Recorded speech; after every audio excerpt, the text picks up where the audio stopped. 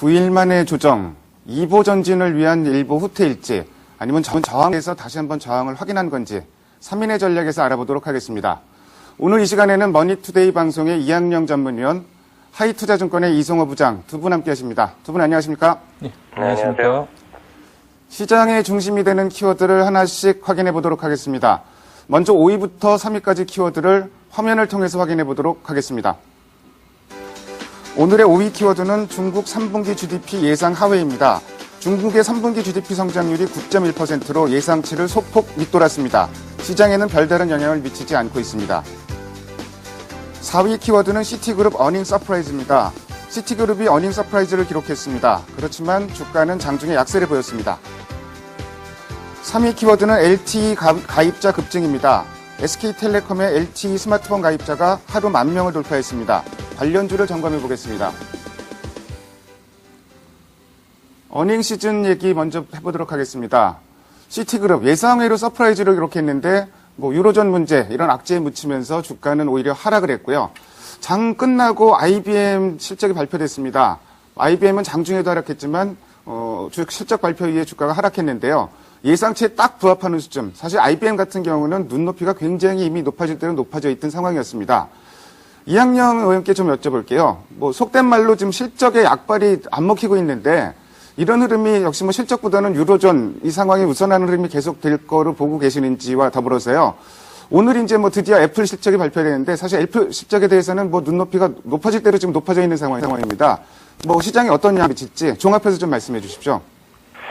제 개인적인 의견이겠지만은요, 계속해서 기존부터 말씀드렸지만, 이번 3분기 시즌은, 물론 회사마다 4분기일 수도 있겠지만은, 실적 시즌에 대한 큰 기대는 처음부터 해서는 안 된다는 생각 갖고 있습니다. 왜냐하면, 아무리 좋다고 하더라도요, 그 다음에 향후 3개월, 향후 6개월에 대한 전망이 보수적인 것들이 대부분이죠. 아마 그렇게 될 가능성이 크기 때문에요.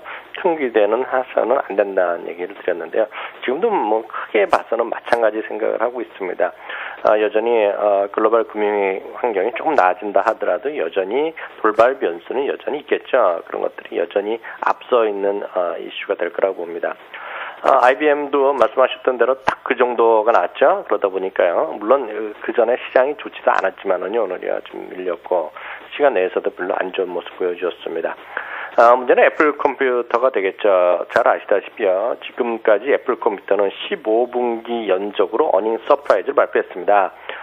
또 이번에 어떻게 될지 모르겠지만은요. 혹시 어닝 서프라이즈가 나오더라도 또 혹시 그래서 애플 컴퓨터가 오른다고 해서 여타 기업, IT 기업에 긍정적인 역할을 미치겠느냐에 대해서는요. 개인적으로 여전히 좀 보수적인 생각을 갖고 있고요. 논리적으로 너무 비약이 심한 생각이라고 갖고 있습니다.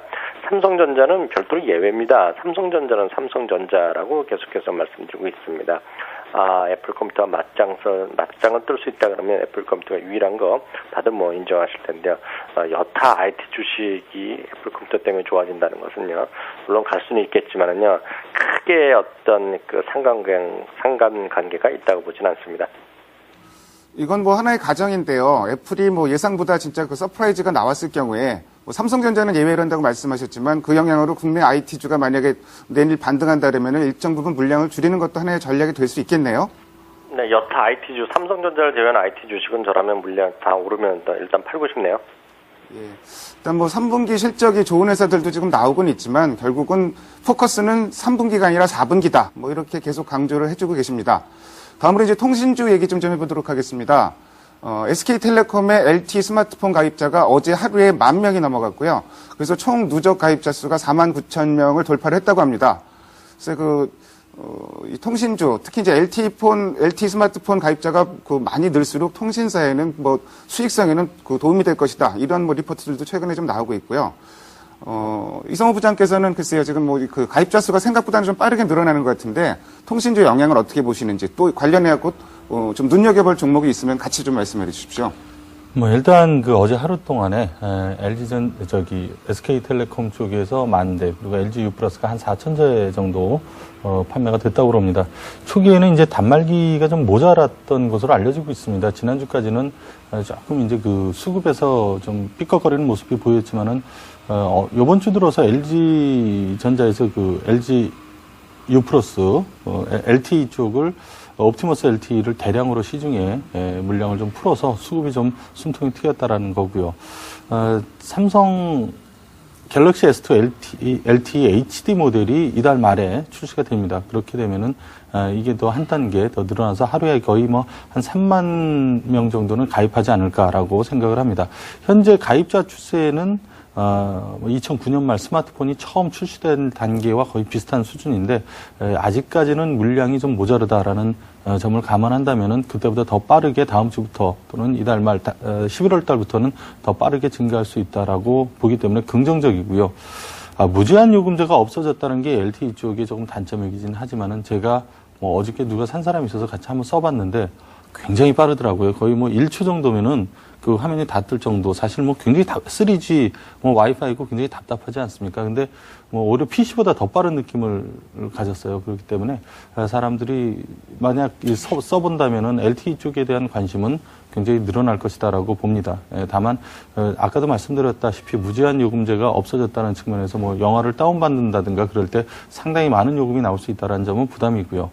어찌됐건 시장은 빠르게 성장을 할 것이다라고 생각을 하고, 물론 통신사들한테 상당히 큰 이익이 될 것이다. 또 가장 여기서 다시 한번 얘기가 나옵니다만은 무제한 통신제가 통신사들의 수익을 갉아먹는 요인이었는데 이제 그게 안 됐다라는 측면에서 통신사들의 수익이 예상되고 전반적으로 그동안 어떤 성장 모멘텀이 없었던 통신주들한테는 또 다른 성장의 모멘텀을 제시를 해준다라고 봅니다. 이제 관련 업체로 통신 중계기를 만드는 장비 업체 만드는 이노와이어, 솔리테크, KMW 이런 것들도 양호한 흐름 보이고 있고, 에이스테크, 와이솔, RF텍 이런 종목들도 지금 현재 LTE 관련주로서 부각을 받고 있습니다만은 제가 보기에는 가장 수혜를 볼 수 있는 종목은 LG U+가 아닌가 싶어요. 그동안 사실 KT는 아이폰으로 상당히 시장을 잠식을 했었고, SKT는 삼성전자의 삼성전자 갤럭시로 상당히 시장을 잠식을 했었는데, LG U+는 사실 요금은 좀 싸게 책정을 했었습니다만 마땅한 대항마가 없었는데, 요번에 LG U+에서 LG 옵티머스 LTE가 출시가 됐는데, 이게 글쎄 아직까지 요거는 제가 써보질 않았습니다만은 어떤 후기를 읽어보면은 굉장히 좋다라는 얘기들이 많기 때문에 상당히 좀 기대가 되고, 그렇기 때문에 그동안 뒤쳐졌던 것을 여기서 좀 만회할 수 있지 않을까 생각을 합니다. 어제 사용을 해보신 분이 있다 그러니까 굉장히 얼리 어답터신 것 같고요. 사실 통신주 요새 추천한 쪽 많은데 무슨 배당 매력이라든지 경기 방어 성격, 근데 여기다 이제 LTE 가입자 수 늘어나면은 통신주 비중을 조금 더 늘려도 되지 않을까요? 그 부분 좀 간략하게 좀 말씀해 주십시오. 사실 그동안은 경기에 굉장히 둔감하다라고 그래서 좀 시장에서 각광을 받았었는데, 그런 것들은 그다지 큰 의미가 없는 것 같고요. 통신주 비중이 전체적으로 모델 포트폴리오에서 얼마나 차지하는지는 이제 각각 투자자 여러분들에서 다른 모양이지만은, 어쨌든 지금 이게 좀 LTE 시장이 폭발적으로 성장을 하려면은 올해보단 내년에 더 폭발적으로 성장을 할 건데, 주식은 항상 꿈을 먹기 때문에 한 3개월에서 6개월 정도 더 선행을 한다라는 측면에서 봤을 때 통신주 쪽에 대한 관심은 좀 가지셔도 좋다라고 생각을 합니다. 예, 말씀 잘 들었고요. 다음으로 오늘의 2위 키워드를 화면을 통해서 확인해 보도록 하겠습니다. 오늘의 2위 키워드는 독일 정부 부정적 발언입니다. 메르켈 총리가 EU 정상회담에서 유로존 위기를 위한 포괄적 대책이 한꺼번에 나오기 어렵다 이렇게 발언했는데요. 사실 EU 정상회담이 무슨 도깨비 방망이도 아니고 거기서 모든 대안이 다 나올 건 아니지만 시장이 너무 기대를 과하게 했던 좀 부분도 있는 것 같고요. 이학영 위원께서는 글쎄요, 지금 어떻게 보면 이제 한국 시장이나 미국 시장이나 조정 시점에서 이런 얘기가 나왔기 때문에 좀 오히려 악재로서의 강도가 좀 커진 것 같은 생각도 드는 반면에요. 반면에 이제 다우 지수가 200포인트 이상 빠졌는데 10월 3일 이후 처음이거든요. 그래서 이 낙폭으로 보면은 아직도 유로존 불안감이 남아있는 것 아닌가 이런 생각도 들고요. 이학영 의원께서는 이 부점에 대해서 좀 어떻게 생각하십니까?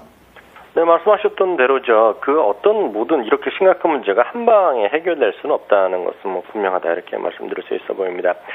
특히 이제 23일 날 EU 정상회담을 앞두고 있는데 오늘 독일 메르켈 총리의 얘기가 대변인 통해서 나왔고 재무장관 통해서 나왔는데 일맥상통한 얘기 아니겠습니까? 결국은 한 방에 해결될 수 없다는 거, 결정적인 것은 한 번에 나올 수는 없다는 것인데 그 말에 모든 것이 다 포함되어 있다라고 저는 해석하고 있고요. 미국의 시각도 많은 언론의 시각이 이런 것 같습니다. 결국은 다 잘 아시다시피요. 많은 것들을 독일한테 원하고 있는 거죠. 독일이 제일 많이 희생해야 되고 독일이 돈을 제일 많이 내야 되기 때문에요. 그 목소리가 독일에서 나온 거 아니겠습니까? 결국은 상당히 정치적 어떤 입장의 목소리가 나왔다 보고 있고요. 23일까지 또 물밑 대화가 많이 일어나지 않겠습니까? 그러면서 어떤 주도권을 잡고 자기네보다 다른 데에서도 또 돈을 더 내라 뭐 이런 식의 어떤 물밑 협상이 많은 것으로 알려지고 있습니다. 결국은요 우리가 궁극적으로 보는 것은 지난주 그리고 지지난을 지나면서 글로벌 유럽 환경은 조금씩 개선되는 쪽으로 가는 것은 분명하죠. 다만 앞으로도 가시밭길은 여러 가지 있을 겁니다. 다만 지난번에 기록했던 저점은 일단 이번 올해 안에는 좀 지켜지지 않겠느냐는 시각이 여전히 앞서고 있다는 거 말씀드리고 싶습니다. 어쩌면 독일 총리의 발언은 주도권을 선점하기 위한 좀 이런 정치적 성향도 좀 짙지 않나 좀 이런 생각도 좀 들고요. 이성호 부장께는 이거 여쭤볼게요. 신평사 얘기 다시 좀 여쭤볼게요. 오늘 장중에 나온 얘기가 현지 시간으로는 어제죠. 그러니까 무디스에서 프랑스의 신용등급 전망입니다. 그러니까 신용등급이 아니라 신용등급 전망을 3개월 내로 하향 조정할 수 있다. 이렇게 경고를 했는데 사실 10월 들어서 이틀에 한 번, 사흘에 한 번 신용등급 계속 내리고 은행들에 대해서도 내리고 스페인 내리고 이탈리아 내리고 이런 식인데 지금까지는 영향이 없었거든요. 근데 이런 부분이 앞으로도 좀 분위기가 좀 좋아지면서 이런 부분이 영향을 안 미치고 있는 상황으로 봐야 되는지 아니면 앞으로도 좀 이런 부분이 지속되면 영향을 미칠지 이런 부분에 대해서는 좀 어떻게 생각하세요? 일단 그리스 문제 해결을 위해서는 몇 가지 고비가 남아 있습니다. 은행들의 증자 문제도 그렇고요. 민간의 헤어컷 비율을 어떻게 하느냐도 문제지만은 신평사들이 신용등급 강등하는 것도 역시 넘어야 할 고비라고 생각합니다. 말씀하신 대로 10월 이후에 신용평가사들이 각 은행이나 각 나라들에 대해서 신용등급을 연일 강등을 하고 있는데 무디스가 이번에 프랑스의 신용등급을 강등한 것은 은행들이 이제 증자를 하는 과정에서 정부가 공적 자금을 투입하게 되고 그렇게 되면 재정적자, GDP 대비 재정적자 비율이 더 높아져서 신용등급을 강등할 수밖에 없는 거 아니냐, 이런 식으로 이게 이제 배경이라고 볼 수가 있습니다. 이제 그리스에 대한 헤어컷 비율을 높일 수밖에 없고, 이에 따라 대규모 증자를 하는 과정에서 시장에서 증자 자체가 상당히 어려운 상황, 그렇기 때문에 해당 은행에 대해서 국가가 보조를 해주거나, 즉 공적 자금을 투입하거나 EFSF를 통해서 증자를 하는 방안이 추진이 되고 있는데 이 과정에서 국가가 지금 공적 자금을 투입을 하게 되면서 국가의 신용등급이 낮아질 가능성이 상당히 높습니다. 신용등급이 강등된다는 것은 해당 국가나 은행들이 자금을 조달할 때 비용이 높아지는 그런 요인이 되고요.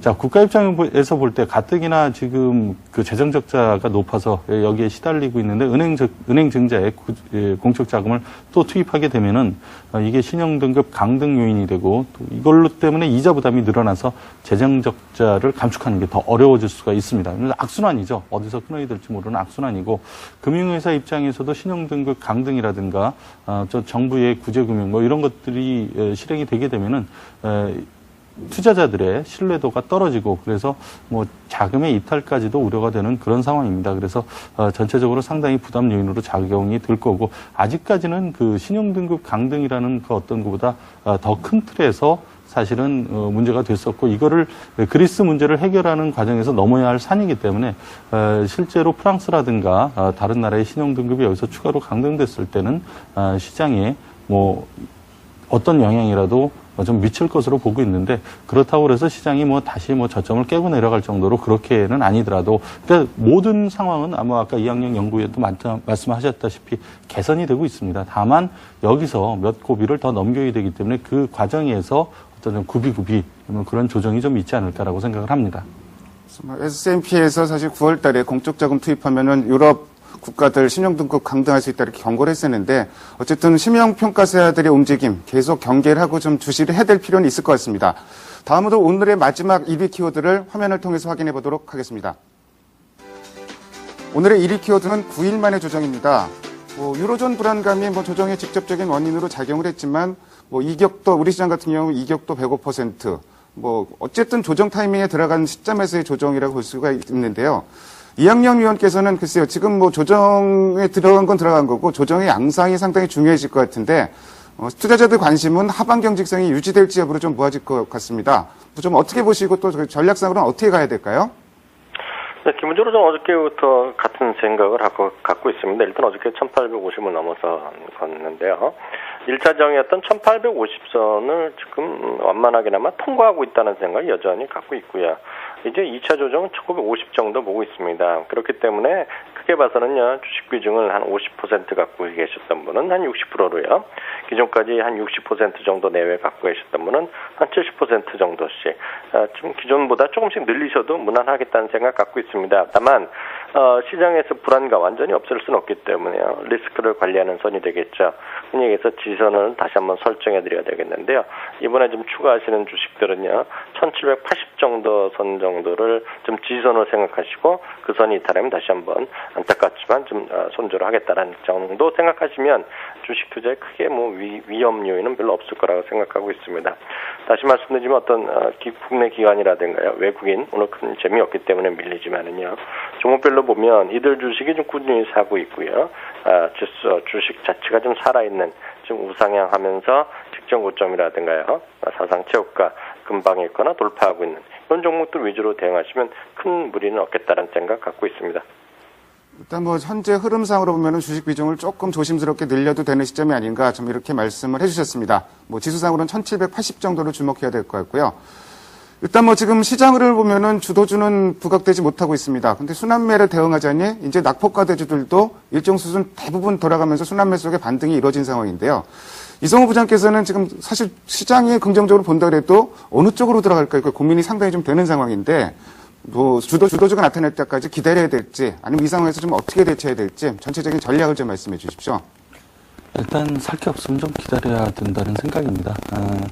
오늘 하락의 원인은 독일의 정부 관계자들이 역시 이게 한 방에 해결이 될 수가 없다. 포괄적 해법이 23일 날 EU 정상회의에서 나오기가 어렵다라는 얘기 때문인데 사실 이 해법이 1, 2주 만에 그렇게 금방 나올 거면은 우리가 왜 그렇게 고생을 하고 전 세계적으로 머리를 싸맸겠습니까? 절대 그럴 수는 없었다라는 건데 시장은 혹시 그러지 않을까라는 기대를 했었던 게 무너지면서 오늘 이제 조정을 받고 있습니다.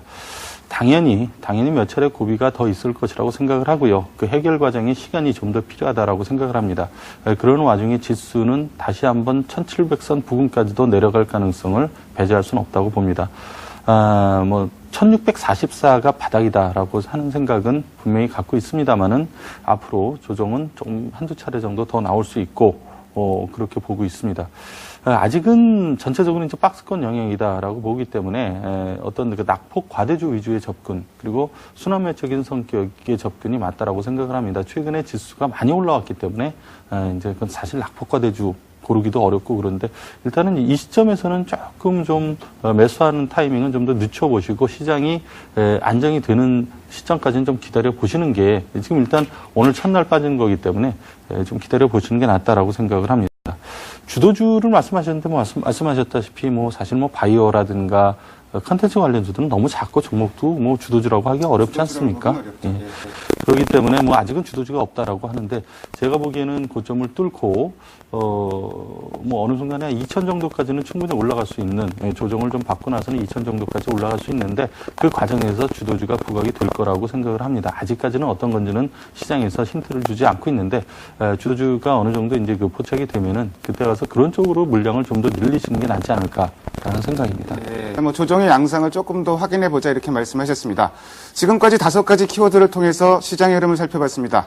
오늘 두 분 말씀 잘 들었습니다. 감사합니다. 네, 감사합니다. 감사합니다.